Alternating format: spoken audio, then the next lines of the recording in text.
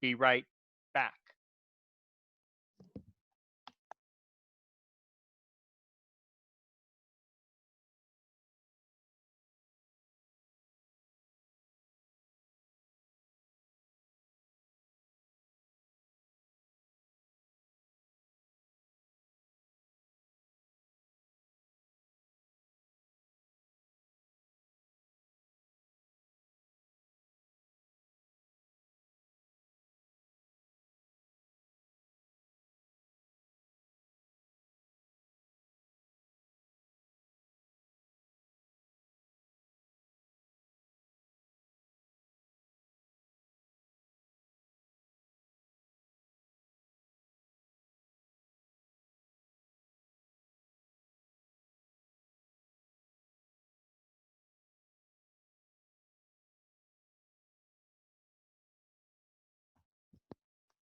Welcome back, listener. How are you? My name's Aaron Richmond.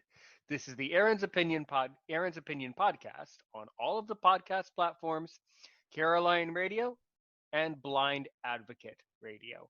Welcome back. We're with Chris Peltz this evening, the host of the Blind Grilling Experience. Before the break, I was asking you if your grill works in the rain. You were saying it did. Let's get back into that, and then I do have some other questions about other things. So go right ahead. Yeah. Yeah. So the grill works kind of like a chimney effect. You got a bottom vent that brings in air and a top vent on the very top that takes it out, and it's shaped like an egg. But the top vent is situated in such a way that when it's open, as it swivels open, if you're not careful in a huge downpour, you can get some rain in it, but they do have special caps that you can buy that vent it out more in a vertical way. The cap does. And so you can have it in a complete downpour, not worry about water getting into the egg. So regardless of the weather, the egg is good. I've actually got it under a cover on my back deck. And so I'm able to cook without, getting wet myself if it is raining. So I'm good there. But if someone doesn't, you can hold an umbrella over themselves and the egg will be good. All right. So earlier you were saying how you help. One of the things you do is you encourage blind people to lead active lives and independent lives. So, by the way, my day job is I'm a teacher. If you would like, what do you do?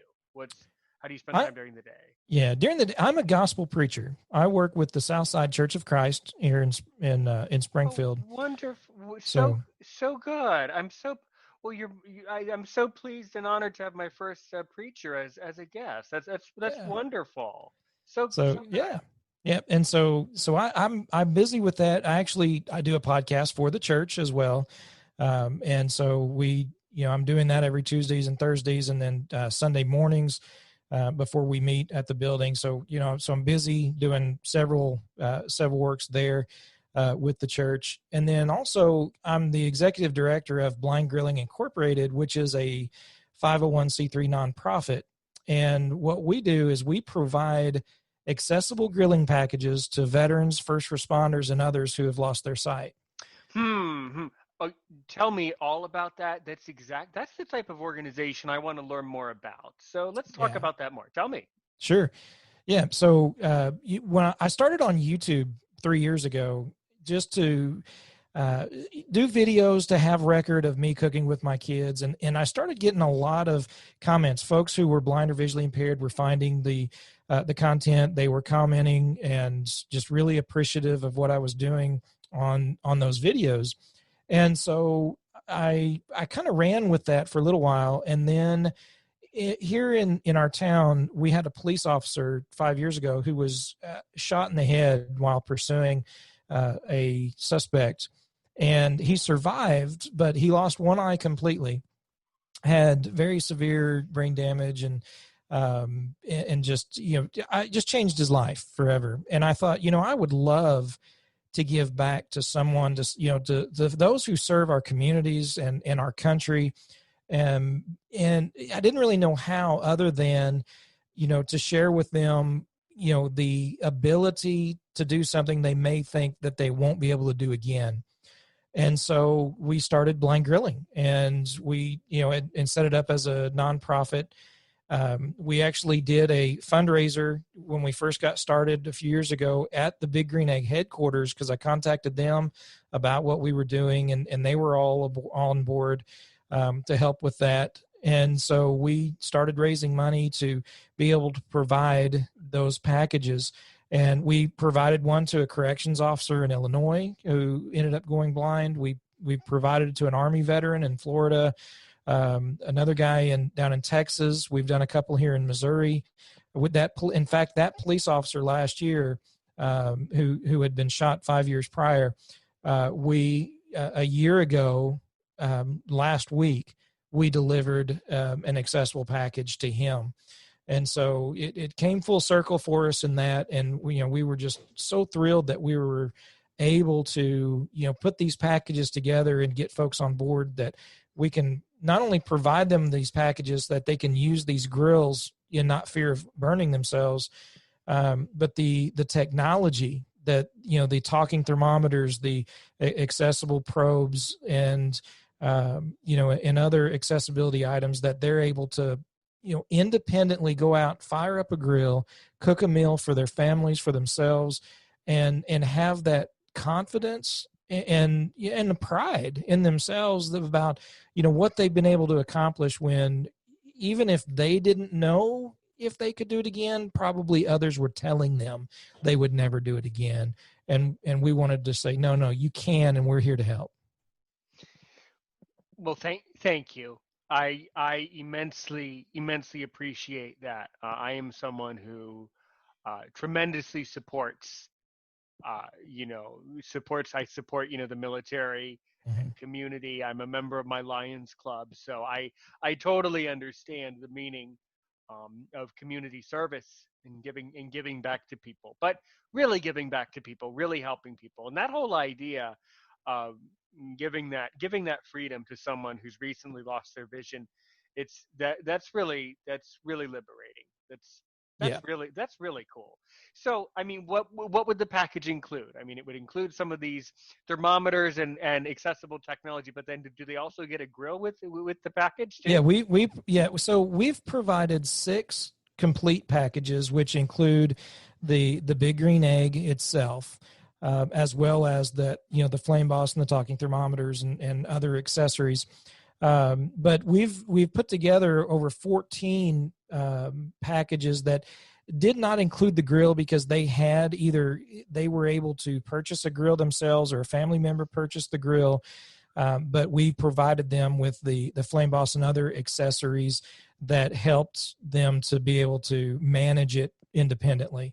But it also includes rubs and sauces. We have companies that have partnered with us that provide rubs and sauces and other accessories as well. So that's, we try to put a full package together, and when possible, especially with the full cooks where we're teaching them how to use the grill, we actually provide the meat and whatever sides, and we actually walk them through their first cook. That's awesome. I love that. Yeah. Perfect. So good. Well, that's perfect. I certainly want to learn more about that organization. I agree. That's a great thing. All right. So in all your years of running,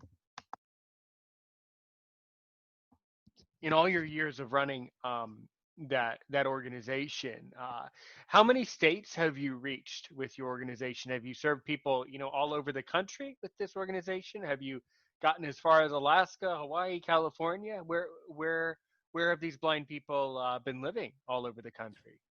So the first package we were supposed to deliver was in Florida, but as we were on our way to Florida, the hurricanes came a few years ago and up through Tampa, and we were actually going to deliver to an Army vet on 9/11, and that's when that hurricane hit. So that was put on halt. He ended up being the second delivery.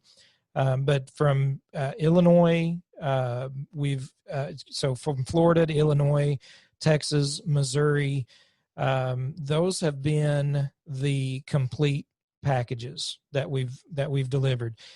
Some of the partial packages include Texas, California, Nevada, um, Pennsylvania, and New York. In the Carolinas, we've sent some things to folks in the Carolinas, and Georgia and Tennessee as well. So we've covered a lot of area with folks, but we're as we have the means, we will do more. Hmm. Hmm.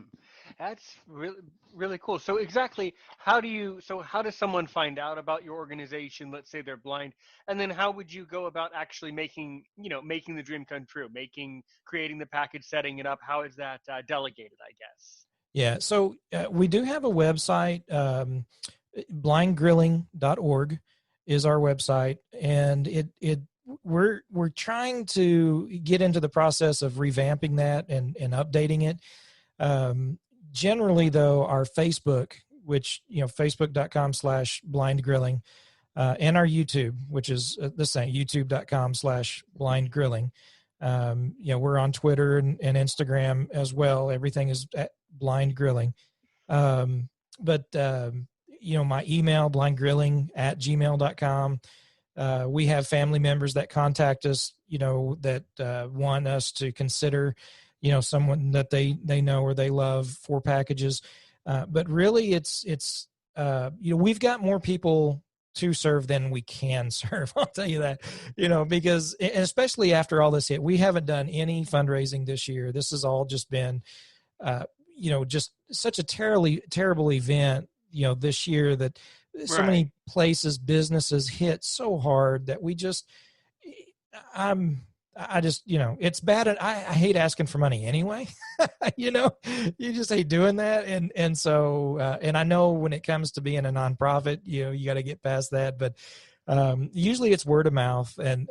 So as we have the funds, we'll put packages together and we'll try to deliver those. And we've had some that like I said, family have helped. They've gotten in touch with us, like, we would love to, but we can't do a full package. And they've said, well, we'll do some, and then we'll do the rest. So it's, things work out, in that respect, but they can contact me through all the social media, and, we'll definitely, go through a review process, especially for veterans and first responders who have suffered vision loss so quickly. We generally want them to have that grieving time and to get to the point where they're ready to move on. Um, you That's know, you know what, when you started to say that, I was confused, and then you explained it, because yeah, I would have thought, on one hand, as someone, I'm open about it, and you know what, listener, if you disagree with me, please listen to another podcast. But I'm someone who supports veterans, and I'm someone who, in my heart, actually wanted to be in the military when I was a young person, 10, 12 years ago, not understanding that I cannot. mhm. But certainly I'm someone who supports the military 100%. So I would have thought, I mean, if I was running a nonprofit that did this type of thing, and I found out, oh, Michael, he's just come back, now he's blind, I would have thought, oh, well, I have to get him the grill as quickly as possible so he can really get into, you know, move on as quickly as possible. But I totally get what you're saying, that it seems like you have found that you do have to let the veteran go through the stages of grief, the denial, the negotiation, and then eventually the acceptance of saying, well, now that I'm blind, that's tough, but Yeah, that's life, and I'm going to do things differently. yep, yep, So that must be, incredibly frustrating for veterans and first responders, and really, as I said earlier, incredibly frustrating if you're an adult. But certainly, I mean, I never make comparisons, but it's kind of harder, I think, if you're a veteran and then you come home to have a disability. I mean, I don't. I'm sorry to say it. So in such a, I'm a very blunt yeah. and outspoken guy, but I think that must be really tough to serve Oh yeah, to serve our country, and then you come home and, oh, now I have a disability. So I totally get what you're saying. You have to let them, go through the grieving and the adjustment. Does your organization provide any